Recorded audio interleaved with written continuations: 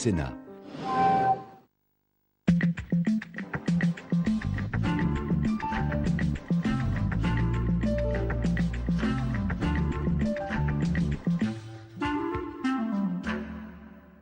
Donc vous souhaitez succéder à Madame Marion Guilloux qui a exercé un mandat renouvelé, c'est-à-dire 2 mandats de 4 ans. Qui a exercé 2 mandats de 4 ans depuis 2004 jusqu'au prochain jour.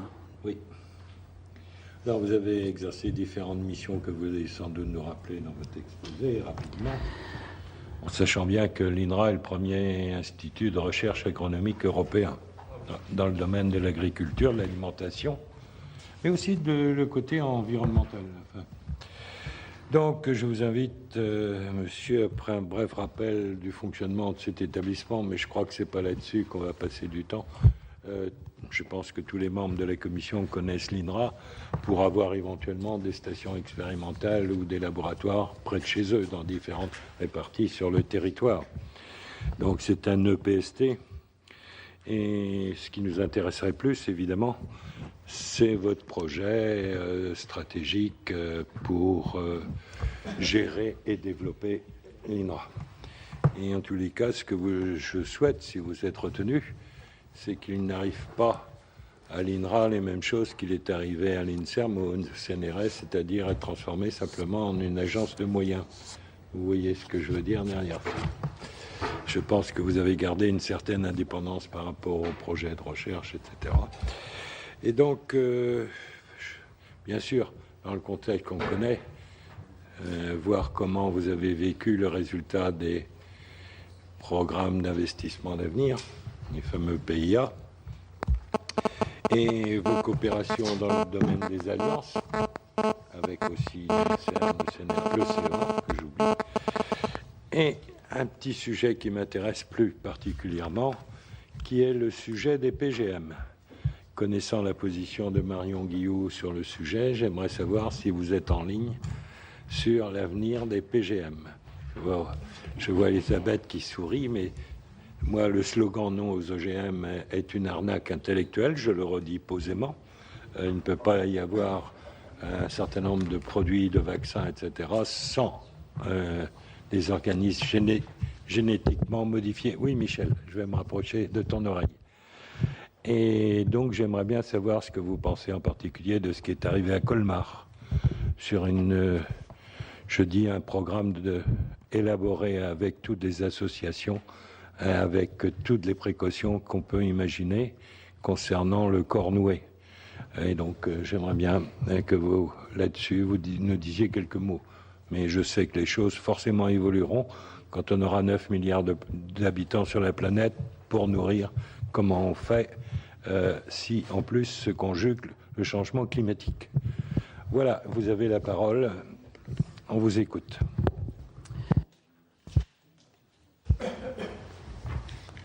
Monsieur le Président, Mesdames et Messieurs les sénateurs, je suis très honoré de m'exprimer aujourd'hui devant la Commission des affaires économiques du Sénat. Honoré que le Premier ministre envisage de proposer ma nomination au Président de la République et honoré aussi que la ministre de la Recherche et de l'Enseignement supérieur et le ministre de l'Agriculture, de l'Agroalimentaire et de la Forêt aient préalablement proposé mon nom. Je suis aussi sensible au fait que c'est au Sénat que s'expriment le mieux tous les territoires de notre pays, territoires dans lesquels, vous le savez aussi bien que moi, l'INRA est profondément ancrée. Alors c'est la première fois que cette procédure s'applique à l'INRA, et c'est donc un moment particulièrement important. Et je me présente à vous à la fois comme scientifique et comme administrateur de la recherche. J'ai pleinement conscience qu'il s'agit d'un poste de haute responsabilité, tant la recherche et l'innovation ont un rôle déterminant à jouer dans une société de la connaissance. Conscience aussi que les activités de l'INRA concernent un secteur majeur de l'économie française et plus généralement un domaine, comme vous l'avez dit, l'alimentation, l'agriculture et l'environnement, qui est essentiel pour l'avenir de nos sociétés.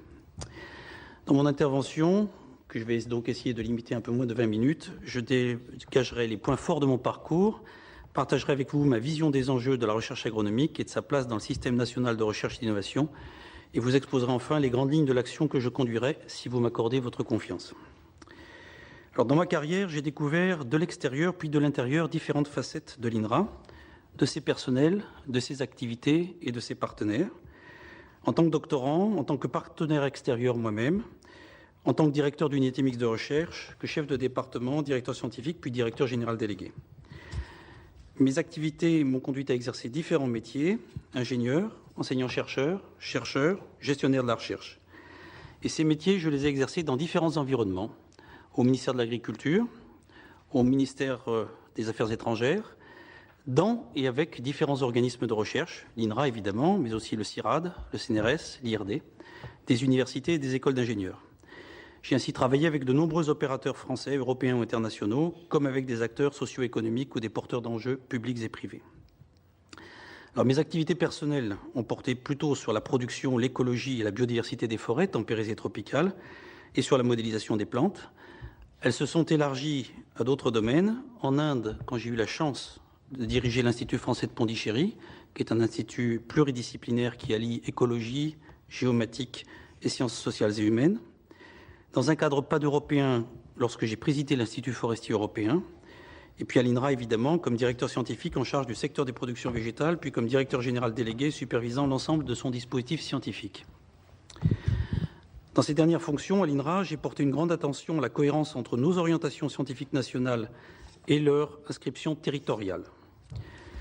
J'ai ainsi mis en place des groupements d'intérêt scientifiques qui associent l'ensemble des acteurs publics et privés concernés. Alors je pense notamment au groupement d'intérêt scientifique biotechnologie verte, qui implique non seulement le CNRS, le CIRAD, le CEA, l'IRD et l'INRA, mais aussi des instituts techniques, des semenciers, des pôles de compétitivité et des entreprises de l'aval des filières végétales. J'ai aussi développé la fonction de programmation de l'INRA pour traiter de grands enjeux, dont certains que vous avez évoqués, l'adaptation de l'agriculture au changement climatique, la gestion intégrée et durable de la santé animale et de la santé des cultures ou la sécurité alimentaire. Donc à 53 ans, je me présente devant vous, fort de cette expérience et de quelques convictions. J'ai le goût de la collaboration entre disciplines, entre individus et entre partenaires qui ont des missions, des fonctions différentes, mais qui ont des ambitions et des objectifs partagés. J'ai aussi le goût des allers-retours entre l'approfondissement des connaissances, l'élargissement de leur champ, leur synthèse et leur transmission, leur assemblage, leur transformation en innovation, en savoir-faire et en application concrète. Je suis convaincu que les objets réels posent en retour de très belles questions de recherche et qu'ils méritent que les scientifiques s'y intéressent. Et puis j'ai un fort intérêt pour la coopération scientifique internationale, aussi bien parce que la recherche par essence est internationale que parce que les défis qui nous sont adressés aujourd'hui à la recherche agronomique sont de portée globale. Mesdames et messieurs les sénateurs, si je recueille votre confiance et si je suis nommé à la tête de l'Institut national de la recherche agronomique, c'est donc cette expérience, ce sont ces compétences et ces convictions que je mettrai au service de l'INRA. Un moment particulier où je pense que nous en avons tous conscience, l'effort partagé et la solidarité nationale sont nécessaires, où les sciences de la vie ouvrent des perspectives remarquables, où il est attendu de la science qu'elle irrigue la formation et l'innovation, et de la recherche agronomique qu'elle contribue à l'émergence d'une bioéconomie et aux transitions écologiques et énergétiques indispensables. Je voudrais maintenant vous dire quelques mots sur la manière dont je vois la recherche agronomique, qui me semble être au cœur d'enjeux majeurs. Au XXIe siècle, nos sociétés doivent relever 3 défis. Assurer la sécurité alimentaire pour 9 milliards d'êtres humains qui sont devenus majoritairement urbains, préserver les ressources naturelles, les sols, l'eau, la biodiversité, et plus généralement notre environnement, et pallier la raréfaction et le renchérissement des ressources fossiles, notamment du carbone fossile. L'interdépendance et la conjonction de ces 3 défis en renforcent l'acuité, et tous 3 interpellent l'agriculture. Ils sont au cœur des enjeux du développement durable et de l'émergence d'une bioéconomie fondée sur les usages du carbone renouvelable et sur la connaissance des régulations écologiques, ainsi que sur la conception de nouveaux systèmes agricoles et agroalimentaires que nous devons considérer dans toute leur complexité. Et relever ces défis suppose de mobiliser une science qui soit à la fois excellente, de qualité et pertinente, et qui soit belle et utile. Alors vous l'avez évoqué, Monsieur le Président, le domaine stratégique de la recherche agronomique est défini par un tripode, l'alimentation, condition première du bien-être des populations humaines, et qui met en jeu un tissu d'industries agroalimentaires, l'agriculture, qui recouvre un ensemble d'activités humaines, techniques et économiques, principalement dédiées à cette finalité alimentaire, et puis l'environnement, dont les ressources et milieux sont indispensables à l'agriculture et qui sont en retour façonnés par elle, l'environnement dont il convient de préserver la qualité et les fonctionnalités pour les générations futures. Alors ce domaine tente à s'élargir au travers d'interactions croissantes avec d'autres, ceux du climat, ceux de l'énergie, de la chimie, de la santé humaine ou du développement périurbain. Si vous m'accordez votre confiance, c'est cette vision de la recherche agronomique centrée sur le tripode alimentation, agriculture, environnement, mais aussi ouverte aux grands enjeux connexes que je viens d'évoquer, de la recherche agronomique ancrée dans les développements les plus récents des sciences de la vie, mais aussi ouverte à d'autres disciplines, et de la recherche agronomique développant des approches systémiques requises par la complexité même des questions posées que j'entends promouvoir. Alors vous le savez, ce domaine stratégique de recherche est essentiel pour la société française à plusieurs titres. J'en citerai un ici.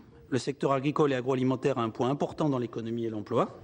C'est le premier secteur excédentaire de la balance commerciale en 2011, mais nous savons tous que c'est aussi un secteur dont la fragilité et le besoin de compétitivité sont connus.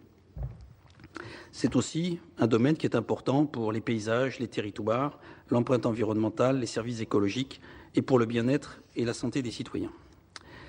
Si vous m'accordez votre confiance, l'INRA sera donc mobilisée pour appuyer par ses recherches, par ses capacités d'innovation, par ses capacités d'expertise, ses liens à la formation et ses partenariats socio-professionnels et par un dialogue accru avec la société.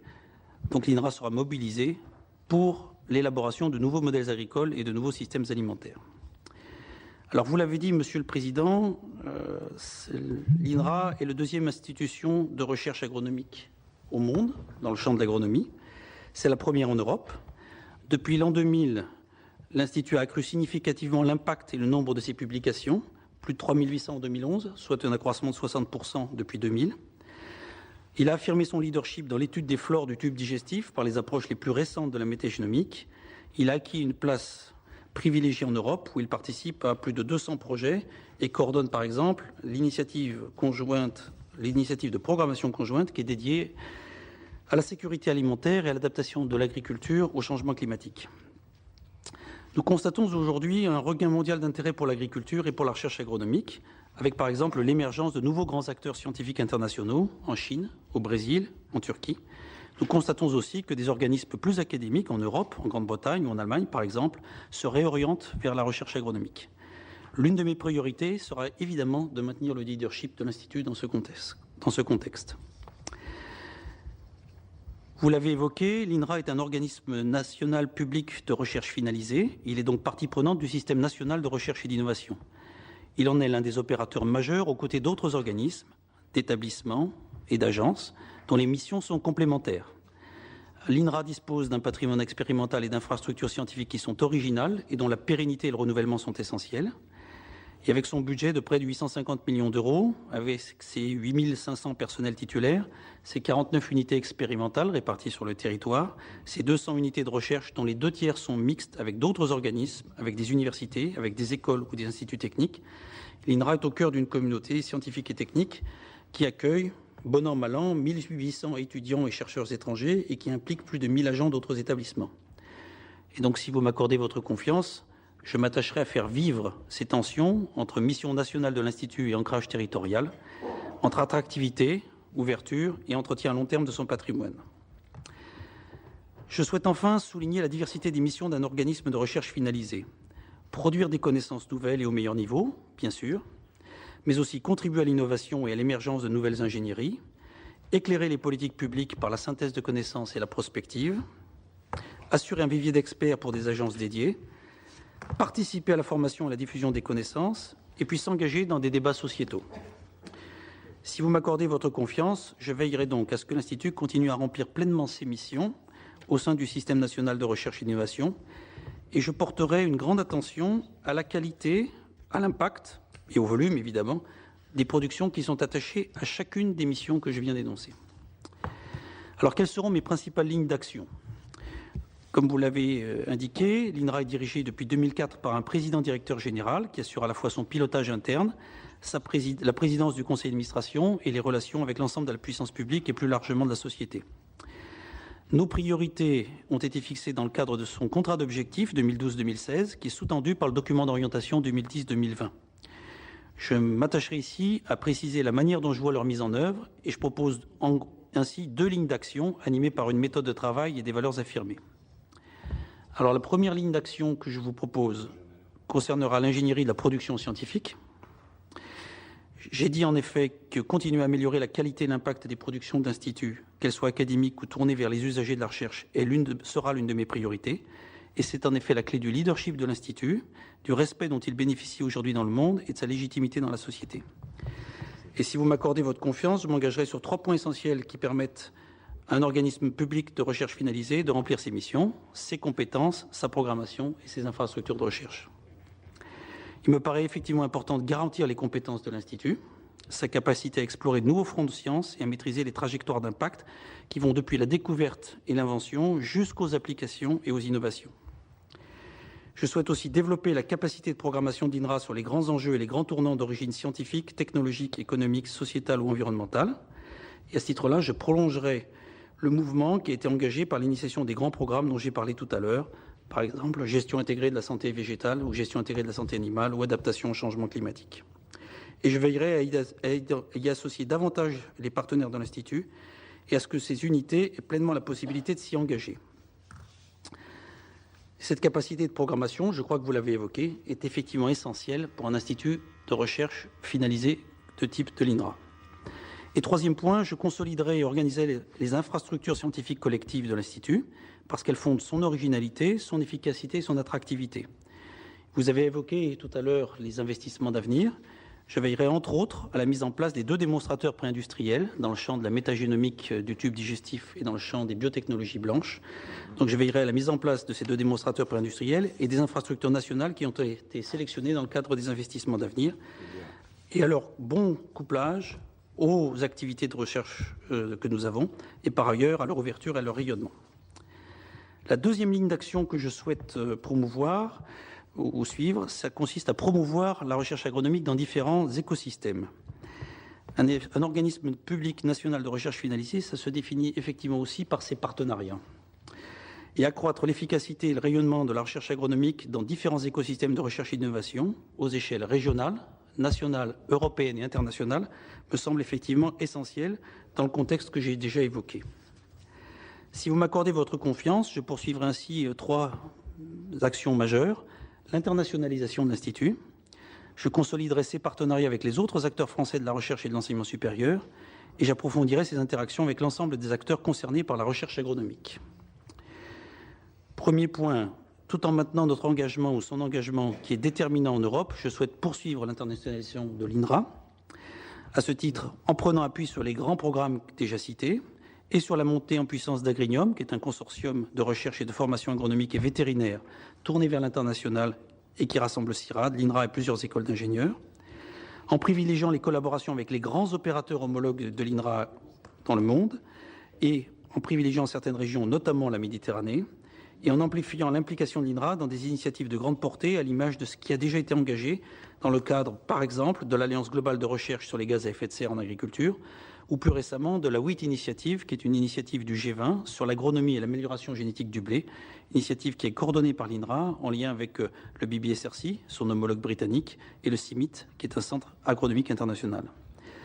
En deuxième lieu, et en complément de la participation à Agrignum et dans le respect de son statut d'organisme national, j'impliquerai l'INRA de manière équilibrée dans les dynamiques nationales et territoriales de structuration du système national de recherche et d'innovation. Et je souhaite effectivement que l'INRA contribue activement aux alliances nationales de recherche, tout particulièrement, mais pas exclusivement, à l'ANVI, l'alliance qui est dédiée à la recherche environnementale, notamment à l'alimentation, à l'eau, au climat et au territoire. Et parallèlement, je souhaite développer une politique territoriale élaborée avec les partenaires, que ce soit des écoles, des universités, d'autres organismes de recherche, et qui soit déclinée dans le cadre d'espaces collaboratifs de projets respectueux des missions respectives des uns et des autres. Enfin, et puis ce dernier point est pour moi essentiel, je veillerai aux interactions de l'Institut avec l'ensemble des forces vives de la société afin qu'il continue à jouer son double rôle de pionnier et de garde-fou. Alors je pense ici à tous les acteurs des filières, des territoires et du développement agricole, les instituts techniques, les coopératives, les chambres d'agriculture et aux entreprises, notamment aux entreprises de taille intermédiaire. Avec ces partenaires, ces interactions pourront prendre appui sur des instruments existants, des unités mixtes technologiques, des pôles de compétitivité, des groupements d'intérêt scientifique et sur les 3 instituts Carnot, coordonnés par l'INRA, qualité des aliments, filière du carbone renouvelable, santé animale, récemment créé, et puis sur le consortium de valorisation thématique d'Allenvie. La collaboration avec l'INRA doit être un facteur de compétitivité pour ses partenaires. Mais parce que cette collaboration doit respecter le caractère public de l'Institut, je favoriserai les dispositifs collaboratifs qui sont largement ouverts et qui associent des acteurs européens ayant une base recherche forte en France. Et puis j'enfonce enfin aux citoyens, notamment à ceux qui sont engagés dans le secteur associatif de la consommation ou de la protection de l'environnement. Et avec eux, je souhaite explorer de nouvelles modalités d'engagement, notamment en développant des sciences participatives. Il se trouve en fait que nos objets de recherche, les aliments, l'eau, les plantes, les animaux, leurs maladies, les abeilles, les sols, les paysages, les forêts, parlent à nos concitoyens et les impliquer davantage dans nos projets peut être une manière collectivement fructueuse de renouveler cet engagement. Alors ces deux grands axes, je souhaite les décliner selon la méthode de travail que j'ai suivie dans mes fonctions précédentes. Contact direct, respect mutuel, dialogue, solidarité collective dans la mise en œuvre des choix et des décisions. Je serai notamment attentif à tirer parti des idées et des initiatives individuelles et à toutes les comparaisons pertinentes, à favoriser des formes collégiales de gouvernance et à simplifier l'organisation de l'Institut par une compréhension partagée des fonctions et des rôles des différentes structures. Alors, cette méthode, elle vise à garantir la cohérence et la mobilisation de la communauté de travail dans un contexte exigeant où la cohésion sera un facteur de réussite et où il sera nécessaire de moderniser notre gestion et de faire évoluer notre modèle économique de telle sorte que les ressources contractuelles contribuent à financer les dimensions collectives de nos activités. En résumé, à la tête de l'INRA, je souhaiterais que celui-ci délivre une science qui donne aux Français l'envie de la comprendre, qui donne envie à ses partenaires de collaborer et d'en tirer des résultats utiles, et puis qui donne envie aux techniciens, aux ingénieurs et aux chercheurs de rejoindre l'Institut et d'y travailler. Voilà, Monsieur le Président, Mesdames et Messieurs les sénateurs, la vision de la recherche agronomique des missions de l'INRA que je me propose de porter dans le cadre des futures assises de l'enseignement supérieur et de la recherche. Voici mes engagements, si vous m'accordez votre confiance et que je suis nommé à la tête de cet institut. Je vous remercie de votre attention et suis évidemment disposé à répondre à toutes vos questions.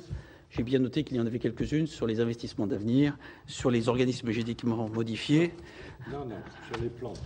Les plantes génétiquement modifiées, ou sur les investissements d'avenir, ou sur les alliances. C'est autre chose. Avoir tenu, je sais que vous avez accéléré votre débit un peu. Je voulais, c'est une figure imposée, parce que je souhaitais que nos deux collègues qui sont en train de nous quitter, qui vont à l'office parlementaire pour le renouvellement du bureau suite à l'élection des députés, puissent vous avoir entendu. Et donc, je les autorise exceptionnellement à voter après vous avoir entendu. Voilà pourquoi il y avait une... Donc, la parole est à Madame Nicou. Oui, Monsieur Ollier, donc je vous remercie pour cette présentation tout à fait complète et intéressante sur vos projets concernant une future direction de l'INRA.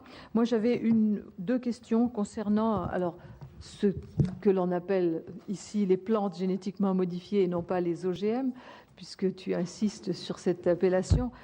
Ma question est relative à la conciliation entre ces recherches sur ces plantes génétiquement modifiées et le maintien de la biodiversité, puisqu'il y a en la matière, et vous venez parler justement des abeilles, quelle influence il peut y avoir sur la coexistence entre ces plantes et le maintien des abeilles, par exemple, et d'autres éléments de notre environnement qui concernent la biodiversité.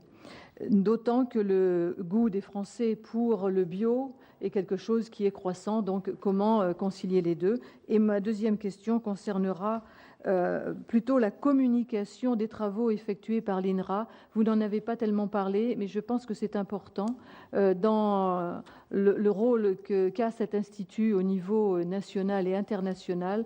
De quelle manière envisagez-vous de communiquer les travaux de recherche qui peuvent être effectués par cet institut pour rendre les choses plus accessibles aux Français? Merci, je crois qu'on va en prendre quelques-unes, et puis après, parce qu'il risque d'y avoir des recouvrements sans doute. Monsieur Pierre Hérisson. Merci, Monsieur le Président. Monsieur Houillet, ma question porte. Tout d'abord, merci pour votre présentation et la détermination qui est la vôtre à travers vos propos. Je voudrais vous interpeller sur, étant moi-même membre d'un comité de bassin, au moment où les agences de l'eau présentent et proposent aux différents comités de bassin le 10e programme, je crois que nous avons à la fois une volonté exprimée par plusieurs agences. Je prends celle de Rhône-Méditerranée-Corse, 3,6 milliards d'euros pour le prochain programme 2013-2017, dont 1 milliard affecté à la protection des milieux aquatiques, qui est une répartition du jamais vu, mais qui est très importante compte tenu de la nécessité de la préservation de l'eau douce. Mais parallèlement, on nous dit, alors c'est pas seulement la rumeur, c'est aussi peut-être avec, j'allais dire, l'ambiance générale, de vouloir localement diminuer le budget des agences et par voie de conséquence leurs moyens. Je voudrais savoir ce qu'il en est. Je prendrai un exemple, votre agence qui a en plus une activité un peu internationale, puisqu'elle est à proximité du lac Léman, mais le long du fleuve Rhône, celle de Thonon-les-Bains, où on s'inquiète, malgré la contribution des collectivités locales et territoriales apportée au maintien de ces activités tout à fait remarquables dans ce secteur-là. Qu'en est-il de ces risques de voir ces diminutions de moyens, précisément au moment où les agences portent leurs efforts? Et puis, je crois que pouvons-nous compter sur votre soutien appuyé, mais là, c'est le membre d'un conseil d'administration de l'agence et du comité qui parle, si, quelles que soient les majorités en place, je prends quelques précautions verbales, s'il y avait à nouveau, vous voyez, je vais loin dans mes précautions verbales, des mauvaises pensées quant à des prélèvements sur le budget des agences par le Parlement ou par le gouvernement. Tu veux dire s'il y avait des récidivistes, c'est ça? Monsieur comment? Non, mais s'il y avait des récidivistes, j'ai pas dit je. Monsieur Claude Berry-de-Basse. Oui, je voudrais également vous remercier pour la clarté de vos propos et je souhaiterais avoir un peu plus de précision sur, vous nous dites vouloir développer une politique territoriale plus proche, je dirais, de nos territoires. Qu'est-ce que vous entendez par là et quels seraient les moyens que vous mettriez en œuvre? Merci pour la concision de la question. La parole est à Madame Lamure. Je suis sûr qu'il va suivre ton exemple. Merci, Monsieur le Président. Monsieur le Directeur, vous avez indiqué que l'INRA était le 2e institut au monde, ce qui est évidemment une source de fierté. Et vous avez évoqué dans vos propos des partenariats, mais sans forcément les développer. Moi, j'aimerais savoir si vous pratiquez une forme de partage de connaissances avec d'autres instituts au monde. Et où sont plus particulièrement vos points d'accord ou vos points de désaccord dans les objectifs que suivent ces différents instituts? Ok. Monsieur César. Monsieur le Président, moi, je voudrais remercier Monsieur Houllier de sa présentation, aussi, qui a été excellente. Mais j'ai deux ou trois questions. Vous avez dit plusieurs fois, si vous me faites confiance. Ça veut dire qu'aujourd'hui, personne ne vous fait confiance, a priori. Mais c'est qu'a priori. Je voulais vous demander, est-ce que si vous êtes nommé président des directeurs généraux, sur qui allez-vous vous appuyer? Vous avez un conseil d'administration qui définit les orientations. Comment fonctionnez-vous? Ce serait intéressant de pouvoir savoir comment fonctionne l'INRA au niveau justement de son conseil d'administration. Deuxième question qui rejoint celle du président à l'instant, M. Raoul, concernant la recherche et en particulier ce qui s'est passé à Colmar. Roland Courteau est parti aussi, mais nous sommes tout à fait intéressés pour savoir ce qui s'est passé à Colmar, alors qu'un protocole avait été signé avec tout le monde. Et nous n'avons pas du tout apprécié le saccage des plans qui ont été donc mis en place par l'Institut INRA de Colmar. Et nous avons aussi, là je parle au titre de responsable du groupe viticole, tous les problèmes de Cournouet qui se posent et aussi de la flavescence dorée. Et je voulais savoir si vous travaillez en partenariat en particulier avec donc la protection des végétaux, ou du moins ce qui en reste. Oui, Monsieur Ollier, merci de votre présentation également. Dans quelques années, la Terre donc devra nourrir 9 milliards d'habitants. Pensez-vous que cela est possible actuellement et comment ce défi est-il possible à relever sans faire appel au PGM? Et deuxième chose, les retenues d'eau, alors c'est autre chose, les retenues d'eau l'hiver, afin d'éviter de puiser dans les nappes phréatiques l'été. Alors on en parle beaucoup, ça fait des années qu'on me dit oui mais c'est pas possible, et je crois que pourtant je ne vois pas pourquoi ce n'est pas possible. Quel est votre point de vue dans ce domaine? On continue la salve. Monsieur Chatillon. Oui, simplement, je voudrais intervenir, mais cette fois avec une casquette de président d'un pôle de compétitivité qui s'appelle Agrimip Sud-Ouest Innovation. Nous avons travaillé... Tu peux parler devant ton micro. Nous avons travaillé et construit ce pôle avec l'INRA. Aujourd'hui, nous avons 2 interlocuteurs, INRA Toulouse, INRA Bordeaux, avec un vice-président qui est celui de Bordeaux, mais qui était initialement à Toulouse. Donc mon souci, c'est de savoir si vous entendez continuer cette collaboration avec les pôles de compétitivité. Et tout à l'heure, dans votre dernière ou avant-dernière phrase, vous avez parlé de collaboration avec les ETI. Mais aujourd'hui, la France a un besoin évident de regroupement de PME. Les ETI, le plus souvent, ont déjà leur service de recherche et sont sûrement en rapport avec vous dans le domaine. Et je pense que les pôles de compétitivité ont un rôle majeur à jouer pour être une bonne interface dès l'instant où l'INRA est déjà associé à ces pôles. Et donc je voulais savoir si vous entendiez continuer cette politique. Je peux que te conforter, mon cher collègue Chatillon, dans cette analyse, sachant que moi aussi j'ai un pôle de compétitivité du végétal spécialisé. Donc ça rejoint tout à fait, et tout le problème en tous les cas du domaine du végétal, c'est un problème de TPE, un tissu extraordinaire d'obtenteurs en même temps, enfin, qui font, je dirais, de la recherche, de l'innovation sans le savoir, comme Monsieur Jourdain. La parole à Monsieur Bailly et ensuite à Monsieur Mirassou. Oui, on arrêtera là la salve, hein, parce que... Merci pour votre exposé, en m'excusant, mais des problèmes de transport est arrivé un petit peu en retard, mais je voudrais avoir votre sentiment sur un sujet qui est assez difficile quand même.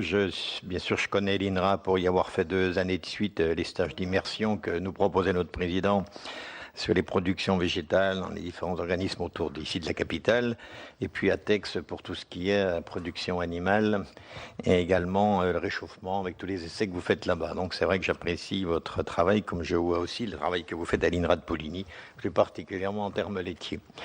Je travaille actuellement un travail difficile avec Madame Nicou qui est ici, parce que la commission prospective nous a chargé à 3 sur l'avenir des campagnes.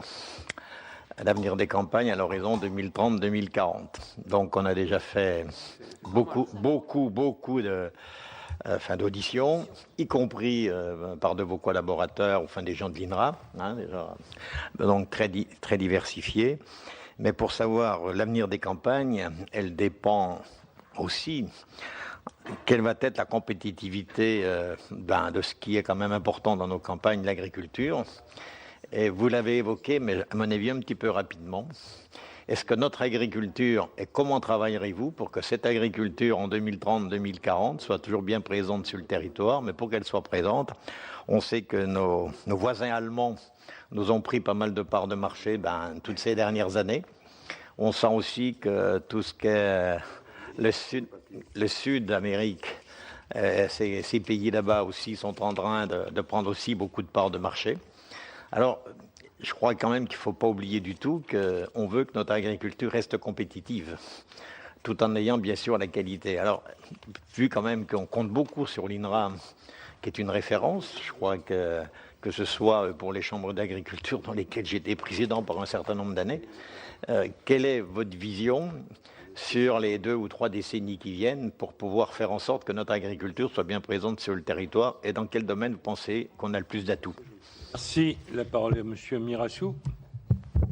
Moi, je vais émettre un propos plus généraliste qui va s'appuyer sur la reconnaissance de l'INRA par rapport à sa qualité non seulement de recherche, mais également d'expertise. Et quand je dis ça, je me demande, et je vous demande, sans rentrer dans une vulgarisation excessive, quel est le rôle que pourrait jouer l'INRA pour faire en sorte que l'opinion publique, d'une manière lapidaire, je vais le formuler, y voit plus clair. Quand je dis ça, je pense notamment au débat qui a commencé à être initié sur les OGM, où il faut bien se mettre à la place de ceux qui ne sont pas complètement initiés et qui ont la perception qu'on dit tout, le contraire de tout. Et je pense qu'à un moment donné ou l'autre, il faudra se donner les moyens, là comme ailleurs ou là plus qu'ailleurs, de sortir par rapport à ces gens-là d'une forme d'obscurantisme et trouver le juste milieu entre le scientisme et l'obscurantisme. Voilà, quelle est ma parole éminemment philosophique. Et je crois que vous avez un rôle très important à jouer dans ce registre-là. J'ai déjà entendu cette phrase-là dans ta bouche, mon cher collègue. Oui, tout à fait. La parole aux 2 derniers intervenants, parce que sinon on ne va pas s'en sortir, et pour un vote qui devrait intervenir vers 20, enfin après votre réponse bien entendu, Monsieur Bourquin et Monsieur Labbé. Monsieur Bourquin d'abord, rapidement. Oui, tout d'abord, moi je voudrais vous remercier pour votre propos liminaire de belle qualité et qui pose beaucoup de questions, mais simplement, j'en poserai simplement une, très généraliste aussi. Pensez-vous que l'agriculture française et européenne peut devenir une agriculture moderne qui préserve mieux son environnement, mais qui en même temps peut se passer des OGM? On nous présente la question des OGM comme une décision inéluctable. Et est-ce qu'on peut développer une agriculture moderne, de qualité, sans les OGM? J'aimerais bien avoir votre avis, parce que vous avez abordé un peu le sujet. Si, la parole à Monsieur Labbé. Oui, j'étais retenu, excusez-moi en retard, j'ai entendu la fin de votre propos. Merci de m'excuser quand même. J'ai entendu la fin de votre propos qui m'a bien intéressé. J'aurais une question par rapport à l'agrochimie et les autorisations de mise sur le marché d'un certain nombre de molécules. On se rend compte, donc je suis la mission d'information pesticides avec intérêt, donc un certain nombre de mises sur le marché sont remises en question, et d'ailleurs elles le sont dans les faits quelques années après assez souvent. Il semblerait qu'il y ait un défaut de contre-expertise et d'une contre-expertise qui soit indépendante et si possible publique. Alors est-ce que vous, à la tête de l'INRA, vous pourriez, avec les moyens qui vont avec, être à même d'assurer cette contre-expertise neutre, indépendante et tenue par le secret, parce qu'on nous met toujours en avant maintenant les secrets de fabrication, on ne peut pas donner tous les éléments. Donc je pense qu'il y a besoin d'un organisme public ou parapublic qui pourrait être celui-là. Je voudrais savoir quel est votre point de vue, s'il vous plaît. Merci. Monsieur Houllier, vous avez la parole. Vous avez vu cette salve de questions. Il y a en tous les cas un thème qui revient relativement souvent dans l'ensemble, que ce soit chez Madame Nicou, chez Martial Bourquin, sur nourrir la planète, etc. Et accessoirement, évidemment, on retombe sur l'intérêt des PGM. Bon, je vous laisse mettre de la réponse parce que, vu le nombre de questions, bon courage. Mais écoutez, merci Monsieur le Président, Mesdames et Messieurs les sénateurs. Je vais tâcher effectivement de répondre de manière groupée à quelques-unes des questions que vous m'avez posées. En tout cas, si je n'arrivais pas à le faire dans le temps qui est imparti, j'ai bien noté que vous en avez posé un assez grand nombre. Elles témoignent de votre intérêt et je pense que mes collègues et moi les avons notés. Donc si jamais je n'y répondais pas, je m'attacherai à le faire dans les semaines qui suivent. Une des premières questions que vous avez posées concerne la communication de nos travaux.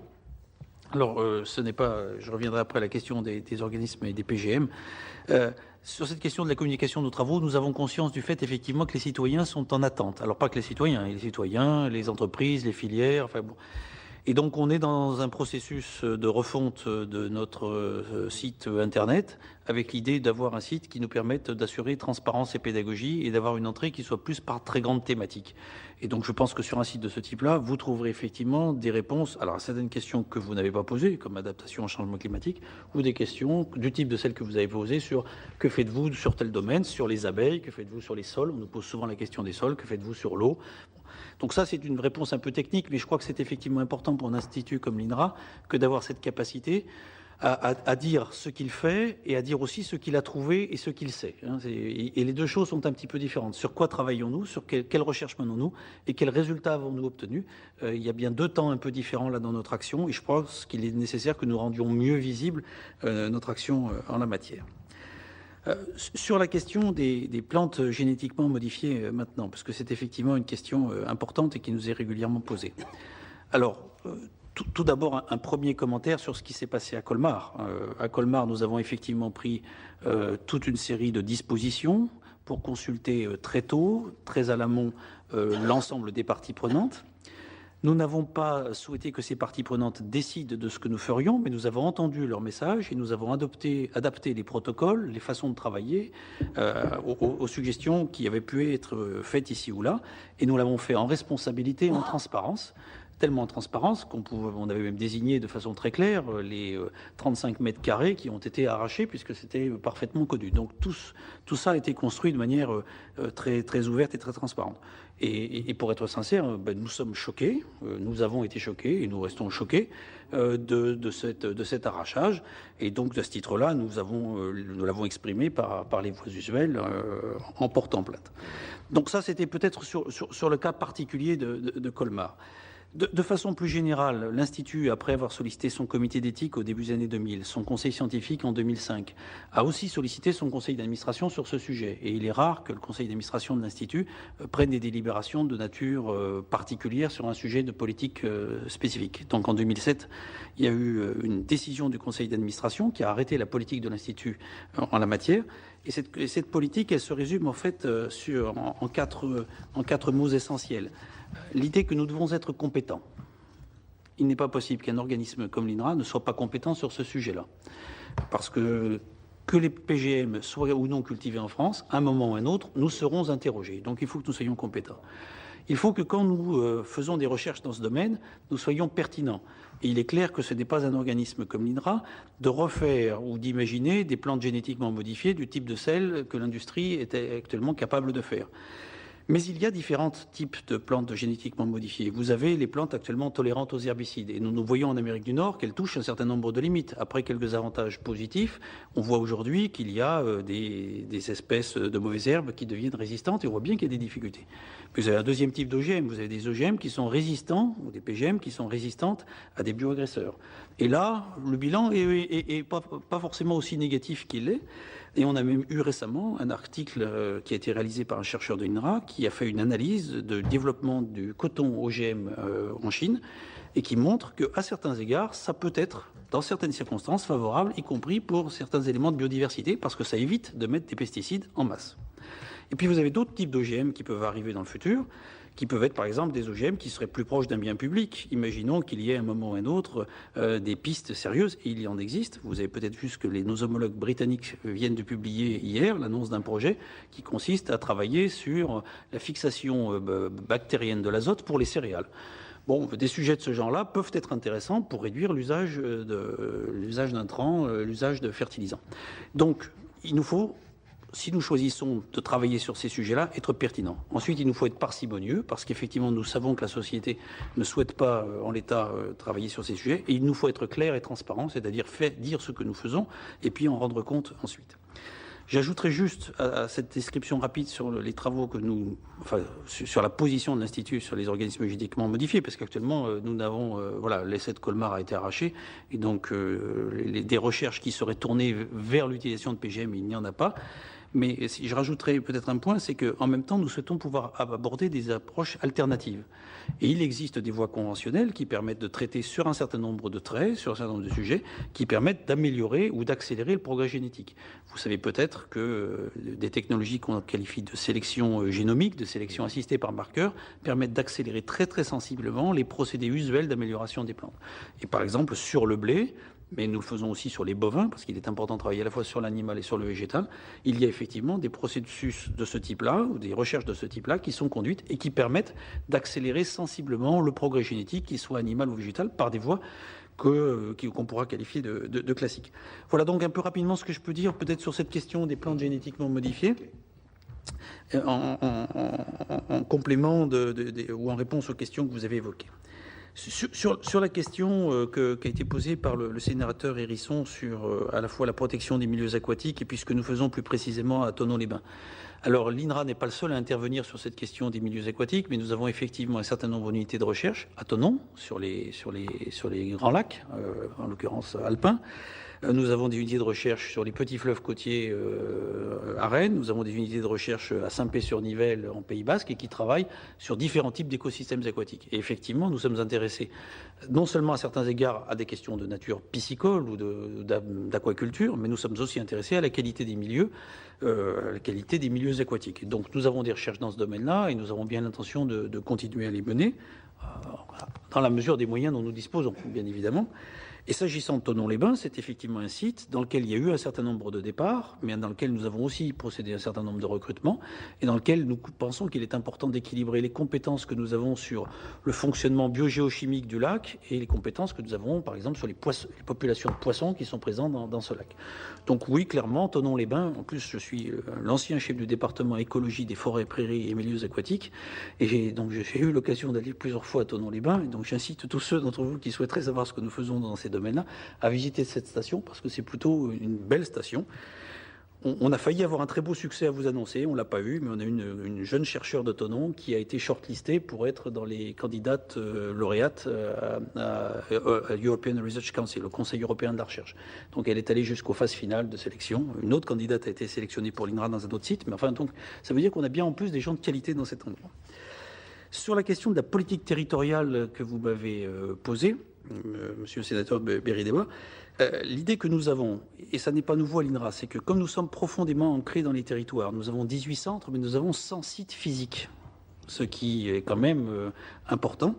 Il est effectivement important pour nous de travailler avec l'ensemble des partenaires. Alors non seulement avec les partenaires socio-professionnels, et j'y reviendrai tout à l'heure à propos des pôles de compétitivité, mais aussi de travailler avec les partenaires académiques. Alors nous avions, dans les années 2000, milieu des années 2004, fait des schémas de centre qui permettaient de fixer une sorte de politique du site. Nous venons de refaire cet exercice-là il y a quelques mois. Et nous comptons nous appuyer sur ces schémas de centre pour finalement élaborer avec nos partenaires académiques, les universités, les écoles d'ingénieurs, les autres organismes de recherche, les instituts techniques qui peuvent être présents, des politiques de site. Et ce qui est important pour nous, et ce que j'ai voulu exprimer tout à l'heure en matière de politique de site, c'est que nous sommes essentiellement attachés et intéressés à mettre en place des espaces de projet qui soient collaboratifs et qui soient respectueux de nos missions, celles des universités, celles des écoles, celles des autres organismes de recherche qui sont présents, et puis celle de l'Institut, qui est un institut national. Donc nous souhaitons avoir des politiques de site qui, effectivement, soient conformes à nos orientations nationales. Et c'est à ce titre-là que nous avons élaboré des schémas de centre. Et nous considérons que ces politiques de site académiques, ouvertes aussi aux partenaires socio-professionnels, elles doivent dépasser la simple liste des unités mixtes de recherche que nous avons avec tel ou tel organisme. Elles doivent être plus englobantes et porter sur l'ensemble des thématiques que nous avons dans l'un ou l'autre des 18 centres de l'Institut. Alors je ne sais pas si ça répond à la question, mais c'est bien cette idée-là que nous souhaitons porter au travers de ces politiques de site. Sur la question des pôles de compétitivité, alors il doit y avoir une quinzaine, j'en ai pas la liste exacte, de pôles de compétitivité qui sont compétents en France dans le domaine de l'agriculture, de l'agroalimentaire ou de la forêt. Nous sommes effectivement attachés à travailler avec eux. Je ne serais pas capable en l'état de vous dire le nombre de projets que nous avons pu labelliser au travers de ces pôles de compétitivité, mais il y en a eu un nombre tout à fait significatif. S'agissant plus particulièrement du pôle que vous présidez, qui a été labellisé un peu plus tard que d'autres, c'est quand même un de ceux pour lesquels nous avons eu le plus de projets qui ont été labellisés, donc ça veut dire que c'est un pôle qui effectivement a été actif. Il s'est élargi à la région Aquitaine et nous considérons effectivement qu'il y a là un grand ensemble qui fait sens. Et pour donner un exemple un peu concret de la politique que nous avons suivie et que je souhaite que nous suivions dans les prochaines années, quand nous avons créé le groupement d'intérêt scientifique biotechnologie verte que j'évoquais au début de mon propos, et qui est un groupement d'intérêt scientifique qui vise à développer l'ensemble des technologies dont nous pouvons avoir besoin pour faire évoluer l'agriculture dans la partie végétale. Dans ce groupement d'intérêt scientifique, vous y trouvez tous les organismes publics de recherche qui sont concernés par ce sujet. Vous y trouvez par ailleurs des instituts techniques, Arvalis, Citium. Vous y trouvez des entreprises semencières, et nous sommes attachés à ce qu'il y ait non seulement les plus grandes d'entre elles, mais aussi des plus petites, comme vous l'avez évoqué tout à l'heure, Monsieur le Président. Et il y a 3 pôles de compétitivité. Il y a Céréales Vallée, il y a Grimip Innovation, et il y a le pôle de compétitivité du végétal spécialisé à Angers. Et nous avons trouvé qu'il était particulièrement intéressant d'articuler ces 2 dimensions, à nouveau une dimension nationale, parce que c'est notre mandat, et une dimension qui est plus territoriale, qui est plus liée à l'animation locale, mais parfois de portée nationale ou internationale, qui est portée par ces pôles de compétitivité. Donc nous avons bien l'intention de continuer à travailler dans cette voie. Sur la manière dont nous travaillerons, si vous me faites confiance, puisqu'effectivement, je suis ici aujourd'hui, j'attendrai votre vote avec au moins attention, et jusqu'à la semaine prochaine, si vous me faites confiance. Bon, l'INRA a une gouvernance interne qui est collégiale, et je l'ai dit tout à l'heure de façon rapide, moi j'y suis attaché. Donc il y a un collège de direction qui est actuellement formé de 2 directeurs généraux délégués, Michel Eddy et moi-même.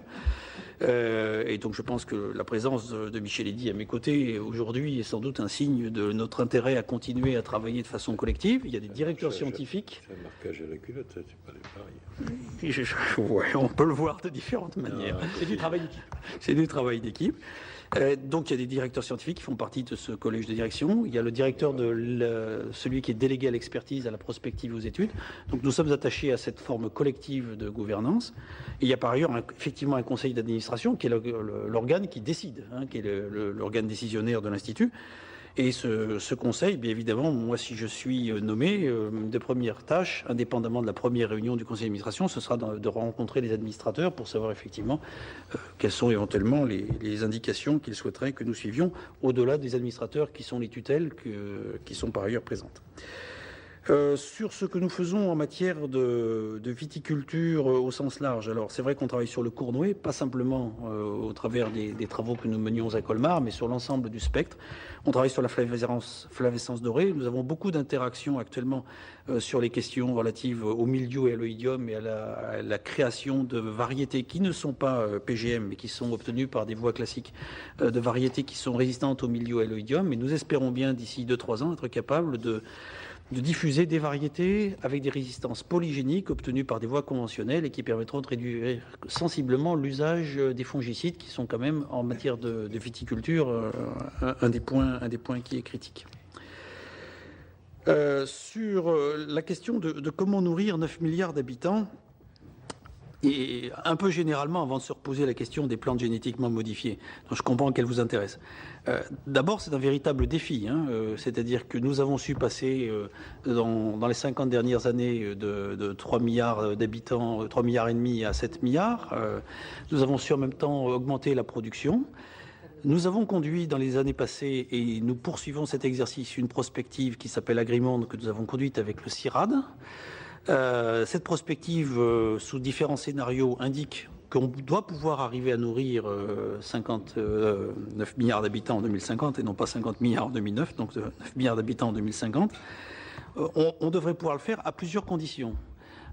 La première, c'est de limiter les pertes et les gaspillages, qui sont quand même un des sujets importants. La deuxième, ce sera nécessairement de regarder nos régimes alimentaires. Si nous décidons tous de manger de façon très calorique, nous aurons certainement quelques difficultés et nous aurons à augmenter encore sensiblement plus les rendements et les surfaces. Troisièmement, nous serons obligés d'augmenter les rendements. Il n'y aura pas d'échappatoire à ça. Et c'est un forestier qui vous le dit, quelqu'un qui est attaché à la biodiversité. Si nous n'augmentons pas les rendements, la variable d'ajustement, ce seront les écosystèmes naturels. Or, je ne crois pas que ce soit ce que souhaitent nos concitoyens. Donc, nécessairement, il y aura besoin d'augmenter les rendements d'une manière ou d'une autre. Et puis, quatrièmement, toutes les régions ne sont malheureusement pas loties de la même manière face à ces questions de sécurité alimentaire. Il y aura forcément des échanges et du commerce entre des régions qui sont plus productrices et des régions qui le sont moins. Donc à ce prix-là, je pense qu'effectivement, nous voyons que nous avons des capacités qui doivent permettre d'ouvrir 9 milliards d'habitants, mais nous ne jouerons pas sur un seul levier, nous serons obligés de jouer sur l'ensemble de ces leviers que je viens d'évoquer. Et à ce titre-là, et je reviens sur le propos que j'évoquais tout à l'heure, même si actuellement nous n'avons pas à l'INRA de travaux qui soient pour la création de plantes génétiquement modifiées, nous utilisons la transgénèse dans nos recherches, mais nous n'avons pas effectivement de projet particulier dédié à la création de plantes transgéniques. Je pense qu'il faut rester prudent et que nul n'est en situation, d'une certaine manière, d'injurier l'avenir. Nous sommes attentifs aux projets qui peuvent être menés dans d'autres régions du monde. Nous sommes attentifs à ce que font les Chinois. Nous sommes attentifs aux projets que j'ai évoqué tout à l'heure, qui est conduit par des Britanniques et qui vise à transférer la capacité de symbiose bactérienne et de fixation de l'azote sur les céréales. Ça peut être un facteur d'amélioration des rendements et il faut regarder ce genre de projet-là avec attention. Sur la question, parce que vous m'en avez posé beaucoup, donc je ne suis pas tout à fait sûr d'arriver à répondre à toutes, sur la question de l'expertise sur les molécules mises en marché, je crois qu'il faut que chacun reste un peu dans son rôle. Vous savez sans doute que nous avons eu des résultats récemment sur les abeilles, qui ont permis de mettre en évidence qu'il pouvait y avoir un risque particulier. Le résultat que nous avons obtenu, c'est un résultat de recherche. Il est important qu'un organisme comme l'INRA s'occupe de recherche. Il y a par ailleurs des agences qui sont en charge de l'expertise. Elles sont nationales, elles sont européennes, et c'est à ces agences de conduire l'expertise et de la conduire de manière indépendante. Nous fournissons nous-mêmes un vivier important d'experts à ces agences, et donc il me paraît naturel que nous fournissions cette expertise. Mais les experts de l'INRA qui interviennent à ce titre-là, ils interviennent à titre privé.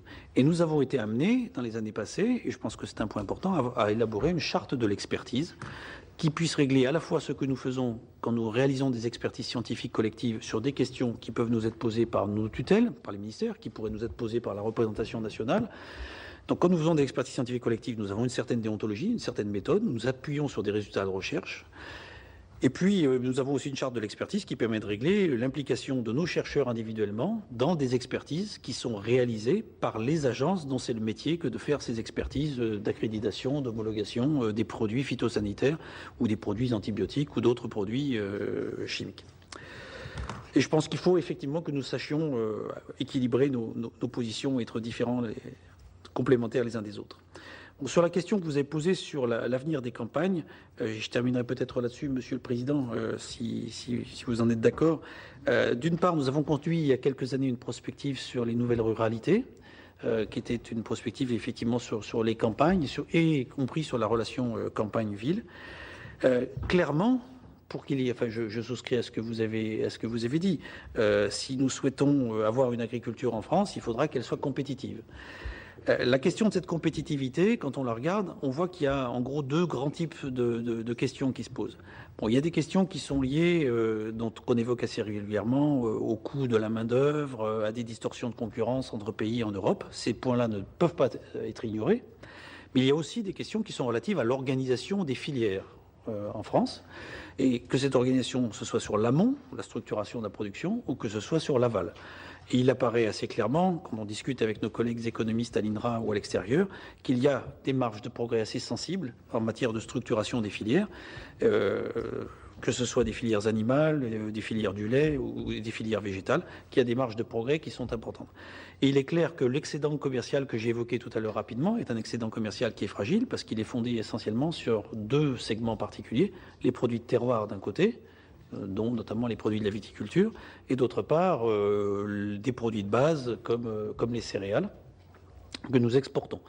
Et donc effectivement cette question de la compétitivité est une question qui est importante, que nous travaillons avec nos collègues économistes en apportant nos éclairages. Ce n'est pas nous qui réglons les questions de compétitivité. Ce que nous pouvons faire, c'est apporter l'éclairage de nos économistes. Ce que nous pouvons faire aussi, ce que nous faisons par exemple, puisque tel laboratoire d'excellence dans le Grand Ouest n'a pas été sélectionné alors que nous l'aurions souhaité, nous déposons un projet structurant sur les pôles de compétitivité, sur la filière laitière, avec nos collègues de Rennes, parce que nous considérons que sur cette filière-là, qui représente voilà, donc les suites de SAFSI, on essaye de rebondir en essayant de déposer un projet structurant sur la compétitivité de la filière laitière, prise depuis l'amont agricole jusqu'à l'aval de la transformation.